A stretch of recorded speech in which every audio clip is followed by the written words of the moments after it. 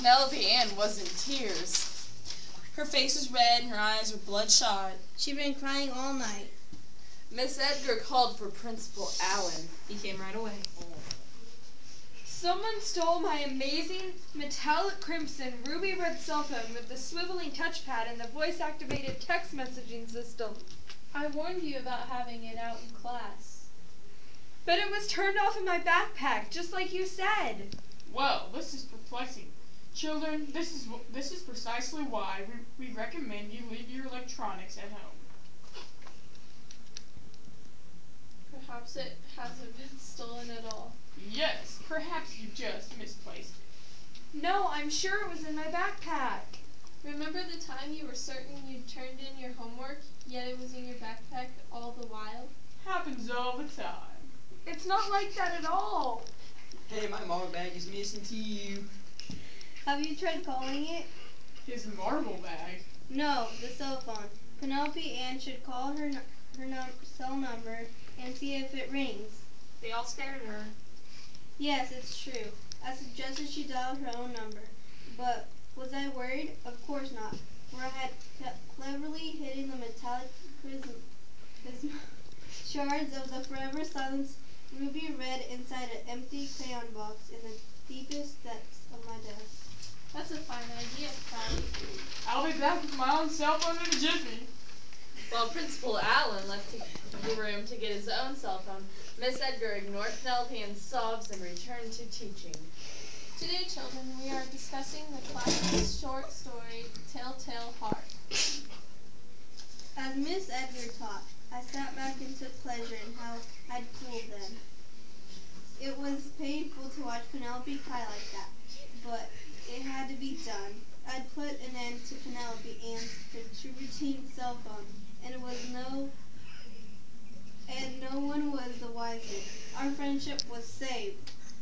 But it wasn't long before Callie found herself wanting to duck out of the restroom. What? That's right. I felt sick to my stomach. Wasn't it about time for gym class? In this story, the narrator thinks he's gotten away with the perfect crime. Then there came a ringing in my ear. A muffled buzzing sound, like a cell phone on vibrate.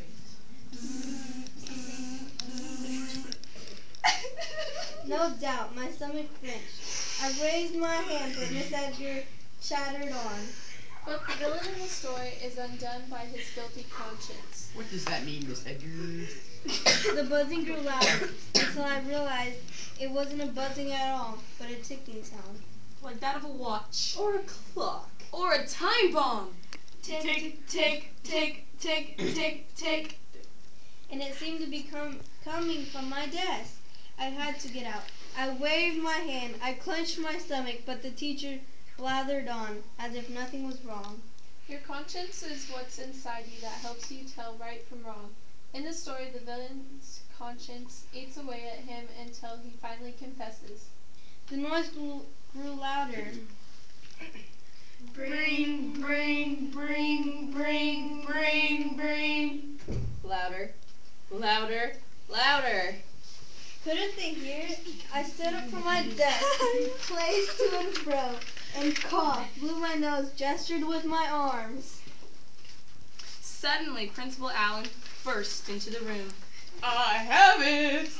I have my phone. I shall now make a courteous call. Ring, ring, Ring, ring, ring, ring.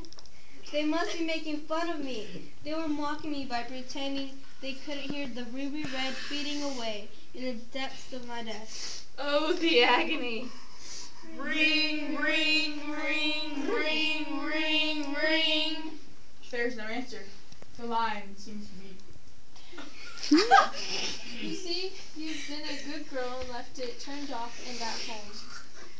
Problem solved then. Back to your lesson, Miss Edgar. Be sure they do some turning talk. What will I ever do without my precious cell phone? Louder, louder. Still, I couldn't stand it no longer. She could stand it no longer. Ring, ring, ring, ring, ring, ring, ring. Villains, monsters, I did it. I confess. Search my desk. Here. It is the ringing of her annoying cell phone. Problem solved.